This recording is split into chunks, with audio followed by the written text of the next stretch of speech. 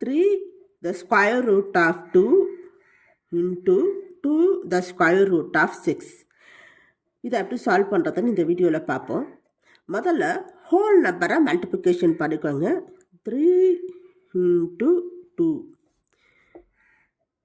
3 into 2.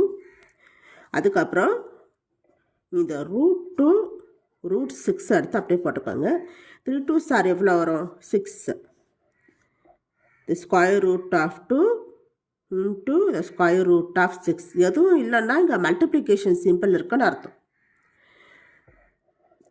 6.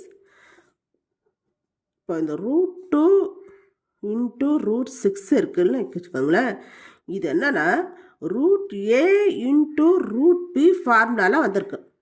Root A into root Bina root A into B. அதே மாதிரி இதுவும் இதில் இதுதான் ஏ இதுதான் பி, சரியா? இப்போ root A into root B படி வந்துச்சுன்னா ஒரே ரூட்டில் ரெண்டுத்தையும் மல்டிப்ளிகேஷன் பண்ணிக்கணும். 2 into 6. அப்போ என்ன ஆன்சர் வரும்? the square root of 12ன்னு வரும். அதே மாதிரி இதை மாற்றிக்கணும்.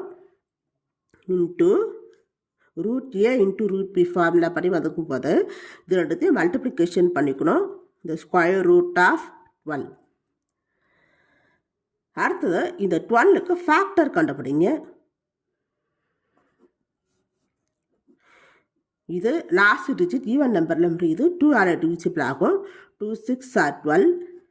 இதுவும் ஈவன் நம்பரில் முடியுது. 2 ஆல் டிவிசிபிள் ஆகும். 2 3s are 6. 3 1s are 3. 2 into 2 into 3 equal to 12. சரியா? 2 into 2 2 into 2 into 3. 2 2s are 4. 4 3s are 12. இப்போ இந்த 12க்கான ஃபேக்டர்ஸ் இந்த மூணுத்தையும் எடுத்து சப்ஸ்டிடியூட் பண்ணுங்க. 2 into 2 into 3. இது ஸ்கொயர் ரூட்.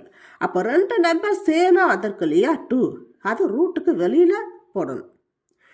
6 into 2. இது ஸ்கொயர் ரூட்டுக்கு வெளியில் 2 ஆட் பண்ணிட்டேன். அப்போ இருக்கிறது 3 மட்டும்தான்.